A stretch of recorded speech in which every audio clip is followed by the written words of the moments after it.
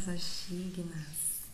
Voltamos, né? Estamos aqui novamente, mais uma manhã, mais um dia em que as misericórdias do Senhor se renovam sobre nós e nós nos colocamos diante da presença do nosso Deus, dizendo a Ele que nós aceitamos as suas misericórdias renovadas. Nós estamos aqui, né, para aceitar as misericórdias do Senhor, para dizer a Ele que nós desejamos a sua presença, andar em santidade, desejamos aprender dEle, conhecer o seu coração, a sua vontade. Bom dia Clarice, bom dia Dona Enide, bom dia Cidinha, bom dia Laurinelli, irmão Walter. Deus abençoe vocês. Vamos prosseguir nessa jornada. Hoje, o cântico de peregrinação que nós vamos meditar é o Salmo 123, que diz assim: a ti levanto os meus olhos, a ti que ocupas o teu trono nos céus. Assim como os olhos dos servos estão atentos à mão do seu Senhor, e como os olhos das servas estão atentos à mão de sua Senhora, também os nossos olhos estão atentos ao Senhor, ao nosso Deus, esperando que Ele tenha misericórdia de nós. Misericórdia, Senhor, tem misericórdia de nós. Já estamos cansados de tanto desprezo. Estamos cansados de tanta zombaria dos orgulhosos e do desprezo dos arrogantes. Esse é o Salmo 123. Bom dia Nélia, bom dia Marbi, bom dia Dênia, bem-vindas. Então esse é o Salmo 123, e esse salmo, primeira coisa que a gente consegue perceber nele é que esse peregrino, ele se encontra em uma fase da vida em que ele está cansado. Aqui a gente pode perceber que há uma certa fraqueza, que há desânimo, né, que há um enfado, né, da parte dele, e que ele tem algo que o cansa, o faz se sentir assim desmotivado. Que nos últimos versículos, no versículo 4, ele diz o que é, né? Ele fala sobre zombaria dos orgulhosos, ele fala do desprezo dos arrogantes. Não temos maiores informações do que ele estava vivendo aqui. Mas, bom dia, paz de Irlene, bom dia, Lúcia. Mas ele nos informa que o que o deixa cansado, triste, abatido é justamente a zombaria daqueles que são orgulhosos e o desprezo que ele sente da parte dos arrogantes. O que a gente pode observar, né, aqui nesse salmo? O que a gente pode extrair para a gente? Bom, primeiro o texto começa com: a ti levanto os meus olhos. Ou a gente poderia, já para associar com o devocional, né, a ti elevo os meus olhos. E isso, novamente, é uma atitude de mudar o foco. Quando ele diz que ele levanta, que ele eleva, é porque não era essa a posição que ele estava, a posição que ele se encontrava não era de estar olhando para o alto, olhando para cima, olhando para Jesus. Ele estava com um olhar voltado aqui para a terra, né? É tanto que ele muda o seu posicionamento, muda o seu foco, muda a sua perspectiva. E ele diz: a ti levanto os meus olhos. Então, a primeira coisa aqui tem mudança de posicionamento e de perspectiva. É uma decisão nossa, como nós queremos caminhar de que maneira nós queremos prosseguir nessa nossa jornada de peregrinação. Se cabisbaixos, olhando para as pedras que encontramos no caminho, olhando para as dificuldades. Bom dia, Nelma! Olhando para as dificuldades que nós sim vamos encontrar na nossa jornada, né, aqui na Terra. Ou se decidimos olhar para cima, olhar para o alto, né, contemplar, no caso aqui ele fala do Senhor, né, mas se pararmos para fazer uma analogia de uma jornada mesmo, em uma estrada, em um caminho, nós podemos fazer essa analogia, né, do você olhar para cima, olhar para a beleza que se encontra no seu caminho, perceber os pássaros, né, passando, cantando, olhar para as nuvens, olhar para o céu. Como a nossa perspectiva muda na nossa jornada, na nossa caminhada. Aqui, obviamente, o salmista não fala de olhar para as coisas naturais, né? Não é um olhar apenas para o natural. Ele fala de olhar para o Senhor, para aquele que ocupa o seu trono nos céus. E aí a gente já entende que há no coração desse peregrino o entendimento de que existe um Deus que governa todas as coisas, que está lá no céu, governando, né, todas as coisas, que a terra não está abandonada à própria sorte, que o próprio salmista não está abandonado à própria sorte. Então nós percebemos um movimento dessa pessoa. Bom dia, Paulinha, bem-vinda. Nós percebemos esse movimento de mudar a postura, mudar o seu posicionamento, passar a olhar para o alto, passar a buscar o Senhor que está assentado no seu trono, que ocupa o seu trono. Gente, Girlene disse que está travando. Está travando para mais alguém? Vocês sinalizem aí, por favor. Então, a gente vê que não é apenas um olhar para o natural, mas um olhar para aquele que de fato pode mudar a circunstância, para aquele que de fato pode fazer algo, né? Mudar a sua jornada, te sustentar, te livrar do mal, te ajudar, te esforçar, te fazer caminhar, renovar suas forças.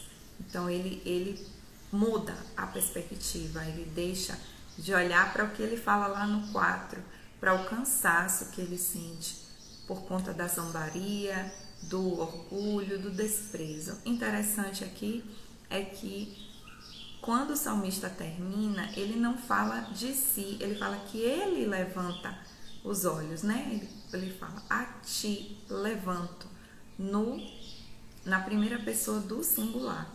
Mas depois ele vai falando na primeira pessoa do plural. Ó, a maioria está dizendo que está normal. Então, Girlene, pode ser alguma coisa na sua internet. Se está normal para os outros, pode ser na sua internet. Olá, Lene. Bom dia. Bom, aí ele faz uma comparação interessante lá no 2. Ele diz, assim como os olhos dos servos estão atentos à mão do seu senhor, e os olhos da serva estão atentos à mão da sua senhora, também os nossos olhos estão atentos ao Senhor, ao nosso Deus, esperando que Ele tenha misericórdia de nós. E aí eu fui pesquisar o que seria, né? Por que os olhos dos servos estão atentos à mão do seu Senhor? O que é que acontece, né? Nesse processo de ser servo, de ser escravo no mundo natural. E por que eles estavam atentos à mão do seu Senhor? E aí eu descobri, encontrei, imaginava isso, mas fui ter um pouco mais de certeza. Olhar para as mãos do Senhor. Geralmente os seus senhores, eles davam ordens não verbais, e o servo ele precisava estar 100% atento àquelas ordens que os seus senhores dessem, sem que ele falasse algo, sem que ele expressasse verbalmente. O servo ele deveria conhecer o seu senhor a tal ponto de entender o que um gesto dele significava, um gesto feito com as mãos significava, porque ele poderia estar ali procurando se conter, se controlar, mas as suas mãos iriam expressar alguma ira, né? Ou mesmo um sinal de misericórdia, de bondade. Então, era um dos objetivos do servo estar atentamente olhando para as mãos do seu Senhor, perceber alguma ordem não verbal dele. Outra coisa é que das mãos do Senhor também vinham o alimento, a provisão que aquele servo precisava, né? Aquele escravo precisava. Era do seu Senhor que viria o seu alimento, aquilo que ele necessitasse, seria entregue pelo seu Senhor. Um outro ponto também que eu encontrei é que, caso aquele servo fizesse algo de errado e fosse castigado, a misericórdia, a piedade, o favor para que aquele castigo fosse parado, também viria das mãos do Senhor. O cessar, né? Acabou, encerra, tá bom até aí, também viria das mãos do Senhor, né? A ordem também viria da mão do Senhor. Então ele precisava, sim, de fato, estar atento às mãos do seu Senhor para entender qual era o passo a seguir, né? E o que ele iria receber? Era uma ordem para fazer algo? Era a provisão para o momento que ele precisava? Ou era a misericórdia que ele desejava, né? Que ele também precisava para aquele momento? Então, 3 pontos me chamaram a atenção, né? Olhar esperando a ordem, olhar esperando a provisão e olhar esperando a misericórdia. Interessante é que o salmista não fala que também estamos olhando as mãos do nosso Deus, mas ele diz que nós estamos atentos ao Senhor, que os nossos olhos estão atentos ao Senhor. E aqui eu me lembrei de uma cena importante, muito citada, né? Quando há aquele episódio de Jesus andar sobre as águas lá no mar da Galileia. E Pedro, né, o mais afoito, obviamente, primeiro os discípulos no barco pensam que é um fantasma, Jesus diz que é ele, e aí Pedro diz, não, se for tu, então me chama para eu andar aí contigo. E Jesus diz, vem, pode vir. E ele vai, e até um determinado lugar, Pedro consegue de fato andar por sobre as águas. Jesus andou sobre as águas e Pedro também anda sobre as águas. Olha que coisa incrível. Porém, algo acontece. Ele teve um posicionamento de olhar para o Senhor, né? De olhar para o Senhor e de crer naquela ordem que ele recebeu do Senhor. Vem, e ele foi. Porém, quando ele olha, muda o foco, muda a sua perspectiva e volta a olhar para baixo, deixa de fitar o Senhor, ele começa a afundar. Ele começa a perceber que naturalmente falando, é impossível ele estar andando sobre as águas. Ele começa a duvidar daquela atitude que ele mesmo está tendo e de quem deu a ordem para ele, e ele começa a afundar. E naquela cena também há algo interessante, que ele grita por socorro, e o socorro vem de onde? Das mãos de Jesus, né? Jesus, ele dá a mão para Pedro para resgatá-lo, né? De afundar. Então eu acho que essa cena, né, ilustra bem o que a gente acabou de ler nesse Salmo 123. O posicionamento, os olhos estarem elevados, né, o olhar fixo, atento ao nosso Senhor para receber a sua ordem, ou receber das suas mãos a misericórdia, né, necessária para aquele momento, já que ele tinha ficado sem fé e por conta da sua falta de fé, afundado nas águas. Como eu havia falado, interessante é que ele começa dizendo para si, ele fala, eu elevo os meus olhos, eu levanto os meus olhos, né? Ele fala de um posicionamento pessoal. No entanto, quando o Salmo avança, a gente vê que agora esse posicionamento pessoal dele, ele começa a olhar, elevar os olhos para o Senhor, entendendo que o Senhor está no seu trono, que ele está sentado no seu trono, que ele rege todas as coisas, que ele não está olhando para nada, né? Mas tem um alvo que ele busca. Esse posicionamento individual muda algo no coletivo. A gente sempre está falando de coletivo aqui, vocês já perceberam? É porque esse é o tempo que o Senhor quer despertar-nos para o coletivo, que o Senhor quer despertar-nos, né, para esse entendimento de que não somos apenas nós, não é sobre nós apenas, mas é sobre o todo, é sobre o que o Senhor, principalmente sobre o que o Senhor quer fazer. Então ele fala que os nossos olhos mudou um posicionamento a partir de alguém que entendeu, a partir de alguém que reconheceu e que decidiu olhar diferente. Esse olhar diferente, Dene agora disse que travou. Vão me sinalizando os demais. Quando alguém colocar que travou, vocês me dizem, tá? Se travou para outros. Então, esse posicionamento individual mudou um posicionamento coletivo, né? Mudou um entendimento coletivo. Nós sempre somos observados, sempre. E uma atitude nossa, positiva ou negativa, boa ou ruim, ela vai influenciar. Ela vai influenciar. Eu lembro de certa vez, né? Em que eu estava em um evento, em um momento de celebração e alguém chegou até mim e falou com um certo peso daquela celebração, né? Mais ou menos assim, como pode estar acontecendo isso? Aquela pessoa tinha amargura dentro dela, não deveria estar fazendo dessa forma.